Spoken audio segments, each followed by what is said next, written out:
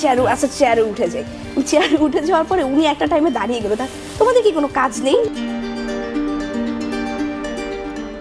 দেশ যখন উত্তাল রাজনীতির বিভিন্ন ইস্যু নিয়ে, তখনই চিত্রনায়িকা দিঘি একটি ফেসবুক পোস্ট করেন। পোস্টের ক্যাপশনে তিনি কি লিখেছেন তা বোঝা বড়ই কষ্টের। দিঘির এই পোস্টে ছিল অসংখ্য কমেন্টস। আরিফ লাইফস্টাইল লিখেছেন, দিলে জ্বালা উঠায়া দিলা। পলাশ লিখেছেন, ক্যাপশনটা একটু বাংলায় বলবেন প্লিজ। অসীম খান লিখেছেন, আওয়ামী লীগের সাথে এর গভীর সম্পর্ক ছিল। তায়েবা ইসলাম বৃষ্টি লিখেছেন, তোমার জামাই আফ্রিদি কই। বাবলু ভুইয়া লিখেছেন, তোর হারুন কই। আরশিয়া হোসেন তন্নি লিখেছেন, দাঁত ভাঙা ক্যাপশন। ফাইজুল ইসলাম লিখেছেন, দিঘির আর বঙ্গভবনে যাওয়া হবে না, আর শেখ হাসিনার সাথে গান গাওয়া হবে না।